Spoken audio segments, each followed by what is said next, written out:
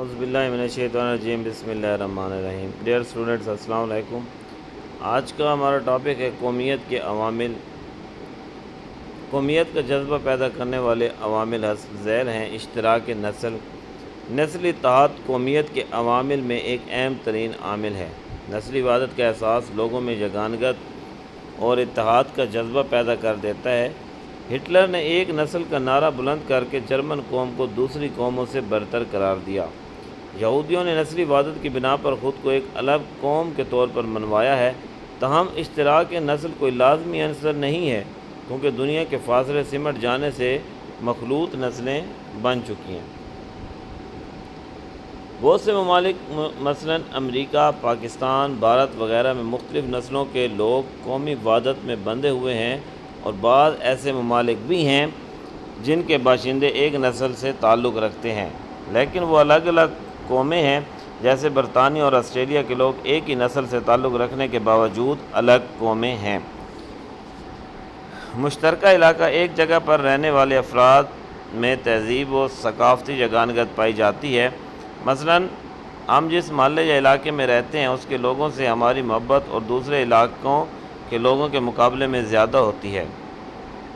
جذبہ قومیت بھی مشترکہ علاقے کی بنا پر پروان چڑھتا ہے، بلکہ پوری دنیا کے اندر لوگوں کو ان کے علاقوں کی بنا پر پکارا جاتا ہے۔ جیسے افغانستان کے رہنے والوں کو افغانی، ترکی کے رہنے والوں کو ترک، روس کے رہنے والوں کو روسی اور چین کے رہنے والوں کو چینی کہا جاتا ہے۔ لیکن مشترکہ علاقہ بھی قومیت کا لازمی عامل نہیں ہے۔ مسلمان اور ہندو صدیوں تک اکٹھے رہنے کے باوجود ایک قوم نہ بن سکے۔ مشترکہ مذہب قومی وحدت کی تشکیل میں بڑا اہم کردار ادا کرتا ہے۔ قدیم پاپائی ریاستیں مذہب کی اساس پر قائم تھیں۔ مسلمانوں کے درمیان جذبہ قومیت کی تشکیل کرنے والا واحد عنصر مذہبی ہے۔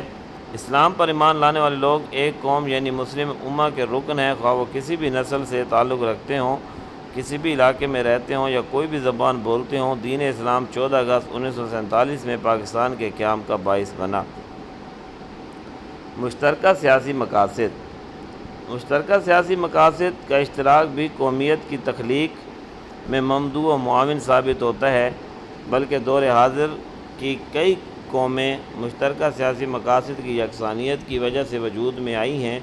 مشترکہ سیاسی مفادات نے امریکی قوم کی تخلیق کی، اس طرح جنوبی افریقہ کے عوام نے مشترکہ سیاسی مقاصد کے تحت قوم کا وجود حاصل کیا۔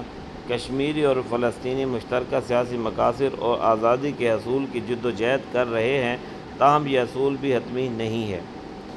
ہندو اور مسلمان جب آزادی کی جنگ لڑ رہے تھے تو دونوں کا سیاسی مقصد ایک تھا، یعنی انگریز راج سے نجات حاصل کرنا، تاہم دونوں کی منزل مقصود علیحدہ علیحدہ مملکتوں کا حصول تھا۔ اسی طرح بہت سے یا چند عوامل مل کر قومیت کی تخلیق کرتے ہیں۔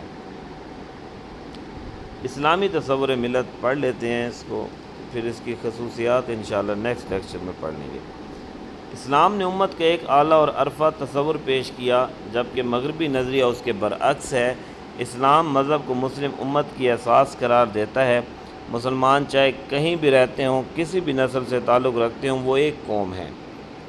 اسلام میں امت کا لفظ بہت وسیع معنوں میں استعمال ہوا ہے، کیونکہ اسلام کی دعوت کسی ایک ملک یا علاقے تک محدود نہیں، بلکہ یہ نظریہ پوری دنیا کے لوگوں کو ایک لڑی میں پرو دیتا ہے۔ اسلام ہمیشہ وسیع تر انسانیت کے حقوق کا علمبردار رہا ہے، نہ کہ مخصوص گروہوں کا۔ اسلام نے تمام انسانوں کو اولاد آدم کی حیثیت سے برابر کا درجہ عطا کیا ہے۔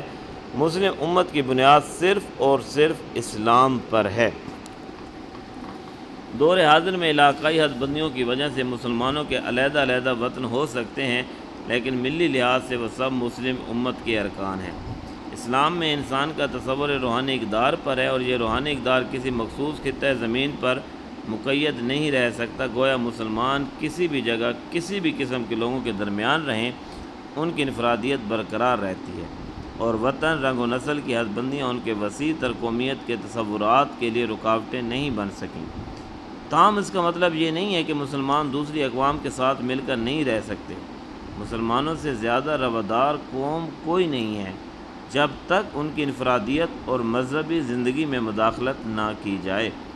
گویا اسلامی نظریہ امت کے نزدیک جغرافیائی پابندیاں، رنگ و نسل، گورے کالے، اونچ نیچ کی کوئی قید نہیں۔ اسلامی ملت کی بنیاد اللہ تعالیٰ کی وحدانیت اور ختم المرسلین حضرت محمد صلی اللہ علیہ وسلم کی رسالت پر کامل ایمان ہے۔ علامہ ڈاکٹر محمد اقبال نے اپنے کلام میں اسلامی ملت کی بنیاد صرف مذہب پر رکھی ہے۔ آپ نے اسلامی تصور ملت کی وضاحت کرتے ہوئے فرمایا، اپنی ملت پر قیاس اقوام مغرب سے نہ کر، خاص ہے ترکیب میں قوم رسول ہاشمی، ان کی جمعیت کا ہے ملک و نسب پر انحصار، قوت مذہب سے مستحکم ہے جمعیت تیری۔ ایک اور جگہ علامہ اقبال رحمۃ اللہ علیہ فرماتے ہیں کہ بتان رنگ و خون کو توڑ کر ملت میں گم ہو جا، نہ تورانی رہے باقی، نہ ایرانی نہ افغانی۔ آج کے لیے صرف اتنا ہی، نیکسٹ انشاءاللہ ہم پڑھیں گے خصوصیات اور اس کی مقاصد۔ تھینک یو جی، اللہ حافظ۔